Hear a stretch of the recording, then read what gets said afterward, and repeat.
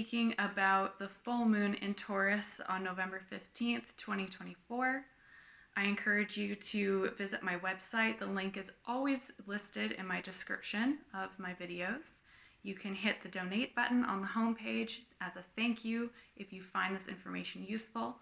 If you don't have the financial means, I understand. And you can do your part by sharing this video so that Soul's Compass Healing can grow. I also offer one-on-one support sessions with folks, and so you can book that via my website. Even if you just want to book a free call with me, I've got that available there too. Alrighty, I am going to be speaking about this full moon, how it is with Uranus. It features Saturn stationing direct, and 4 days later, on November 19th, Pluto enters Aquarius for the last time in our lifetimes. Okay, so where I want to begin, though, is giving you a little bit of some ancestral history as to how I am here doing Soul's Compass Healing. Back in 2008, when Pluto first entered the sign of Capricorn, I was in my first year of studying social work at university. 4 years later, I graduated with my degree, went straight into child protection services work, found that I could not uphold my ethics within that system, and so I left. And then I worked for some different nonprofits working with those families involved within the child protection system because I enjoy working with those families, but doing so from a different angle, in a way where I was actually able to enact my ethics. And I'm very grateful for that. And then I thought, maybe it's possible that I could enact more change by learning how to write policies. And so I went into a role that was more administrative and policy focused. Now I've officially left the field of social work, and I am doing this project called Soul's Compass Healing. This is my alternative practice. And even though it's a far cry from where I started my social work career within the child protection system, there is a lot that is the same, because I am here to work with and walk alongside oppressed peoples, marginalized peoples. I am here to provide a different lens than that lens that is overarching and overused within our society's systems of structures of support, is actually embedded in a lot of intergenerational political violence and intergenerational systemic violence. And y'all might be thinking I'm pretty out there, but I'm using this language intentionally. I'm going to get to a few examples here. And so, yeah, let's just go into it. So my activist mentor, Vicki Reynolds, has a quote where she says, "Where there is oppression, there is resistance." And this is absolutely true. Here's an example for y'all.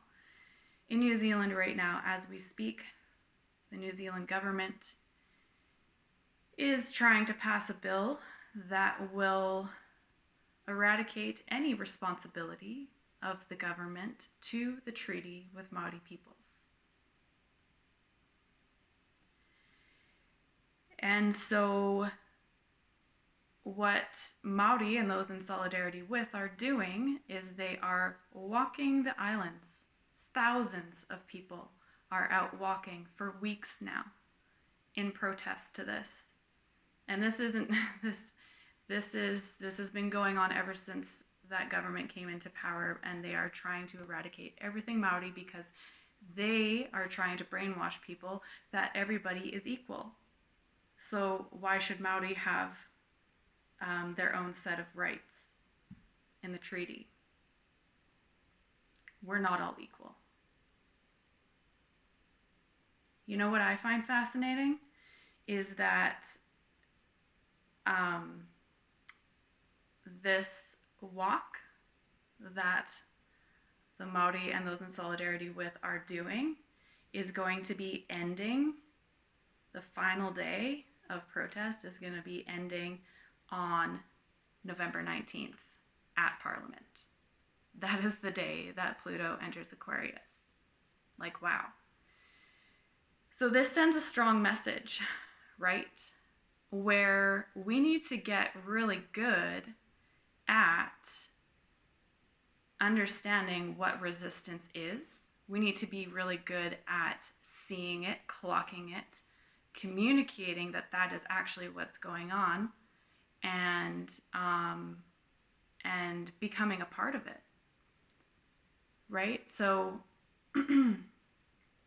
I will give I just want to give one more example about that, actually, because there's so many people walking that they had to put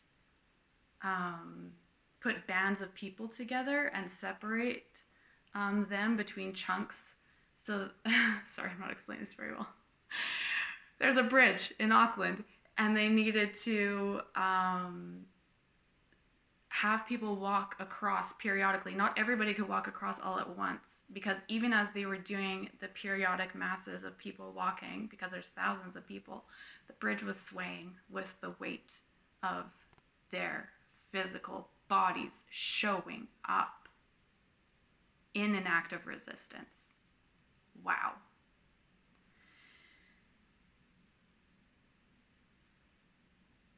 And so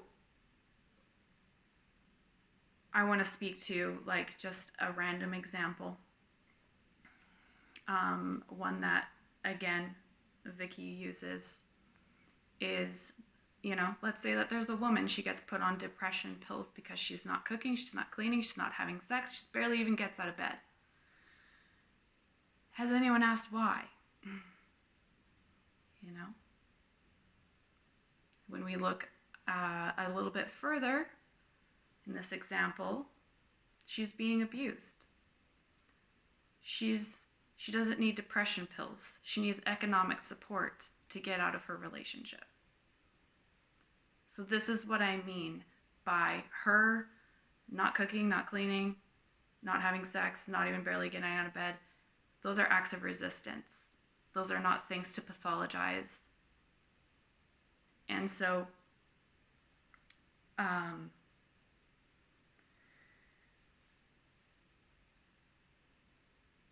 if we think that we're going to be hop, skipping, and jumping into this Pluto and Aquarius, ushering in the Aquarian age, where we're going to be building this new world, as the New Age calls it,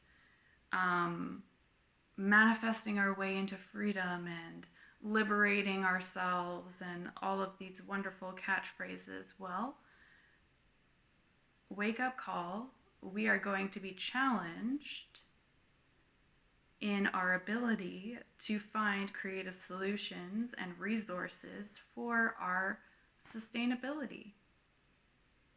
The social net for humans has been dwindling over the past few decades. It is very, very thin. People need to do illegal things in order to stay alive. And so there are many, many, many acts of political violence that have completely disturbed the lives of the oppressed and marginalized people, and more than disturbed, actually. People are dying because of it. So with this Saturn stationing direct, T-square Jupiter in Gemini opposing Mercury in Sagittarius, this is a clear call for us to really be judging people in positions of power and how truth gets distorted, how that brainwashing tactic gets used to manipulate people's minds, and how lies are hidden in plain sight, all in order for the power that is held stays with them. And it has been built up upon standing on and cracking down on the backs of others. So we need to get informed. We need to understand the political and societal and cultural systems that we reside within. And we're going to need to get smart about it. And our survival is at stake. And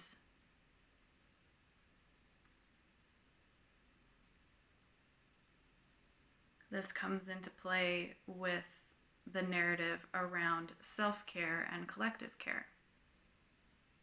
Right? Taurus brings up these themes. Self-care is absolutely necessary, in my view. We all need to be practicing self-care in order to not be a nuisance to others, in order that we are able to show up to the table day after day and be a part of collective care. Because we can only meet so many needs onto ourselves before we require the net of collective care and helping one another out. And this act of collective care often gets axed, right? In mainstream capitalistic society, the spotlight is on self-care. Buy yourself this expensive thing, make yourself feel better, take a bubble bath, make sure you do the right meditation, you'll be sweet.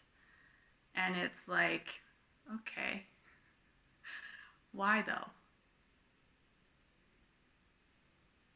And we need to be able to have the energy and sustainability in order to show up and create new structures and systems of support. That is why I am doing Soul's Compass Healing.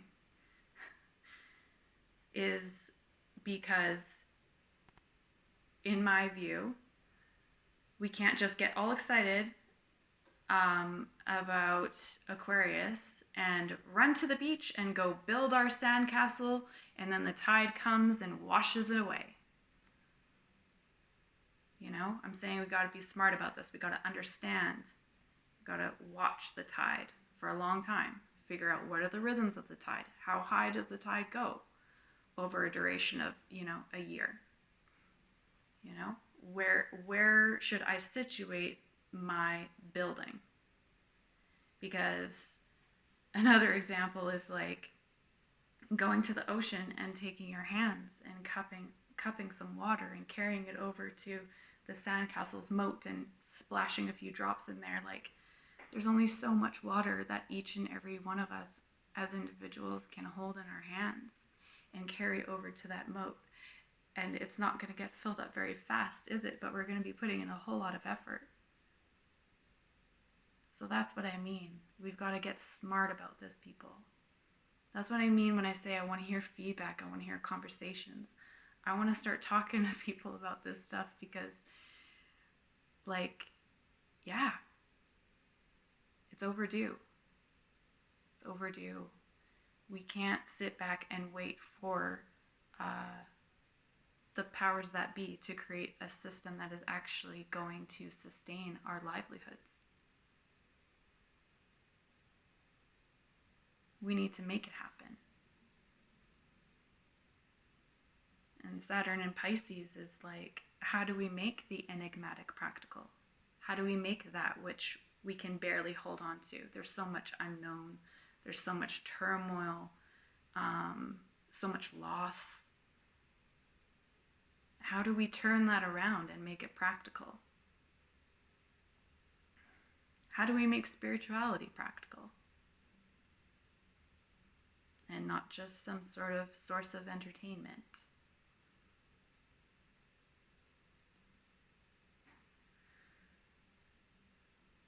And this is random thought. Sometimes God's grace comes as a fury.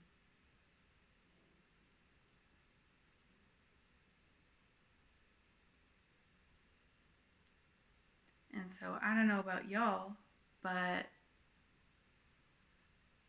I'm sick and tired of people in positions of power where there is inevitable and inherent power within their position of who they are in relationship to the rest of the world around them or to other people, not taking accountability for that power.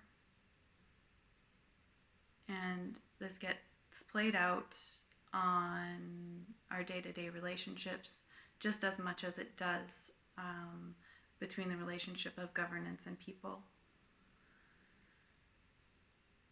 And that's, that's exactly what's happening in New Zealand right now. We've got 3 politicians sitting in a back room, not taking any accountability for the ancestry of how they got there, not taking any thought about future generations, thinking that they can wipe out a constitutional document of a country just like that.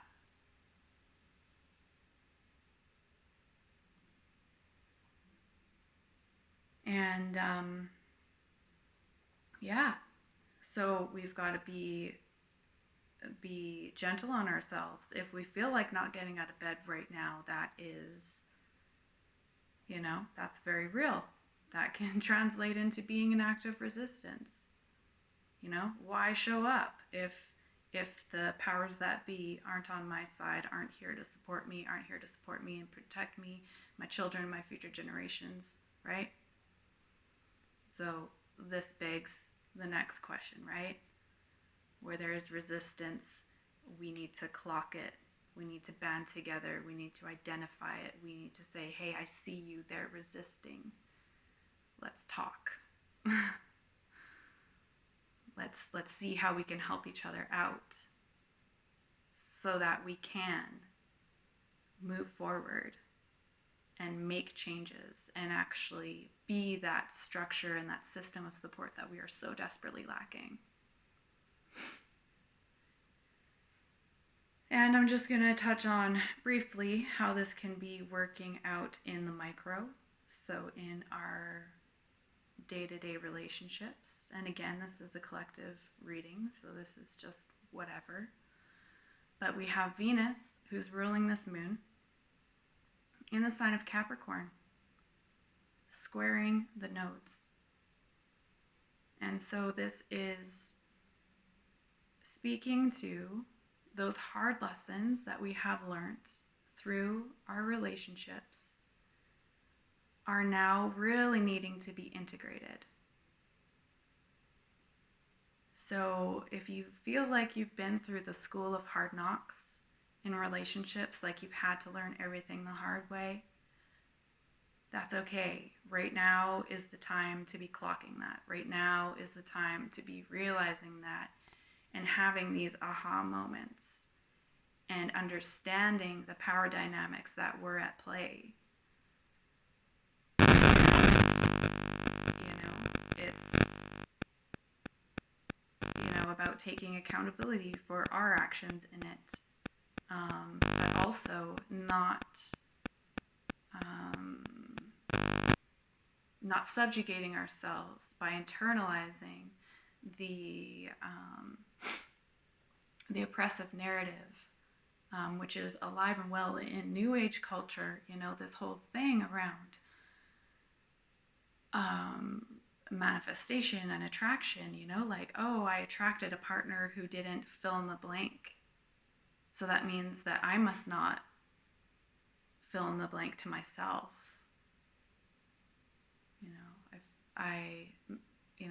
Partner who didn't love me, so that must mean that I'm not loving myself enough. It must mean that I'm not taking enough bubble baths, showing myself love. It's like, no. Again, that's a pathologizing narrative. It points the finger that everything is your fault, and nothing is that simple.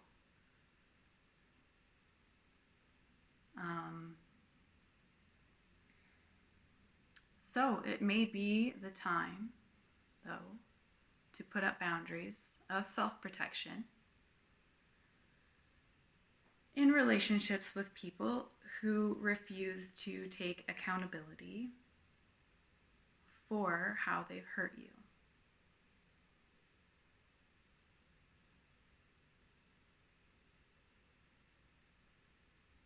Saturn's favorite word is no. It's time for us collectively to be getting acquainted with the word no as we move into this overarching Aquarian time. It's very important that we clock this moment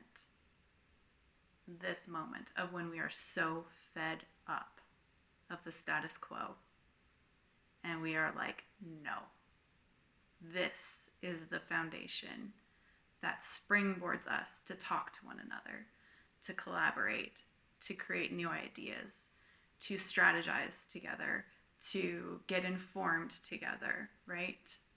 We can all be teaching and educating one another about what's going on the inside and on the outside, so that we can actually move forward and feel like there are things in life that we can say yes to.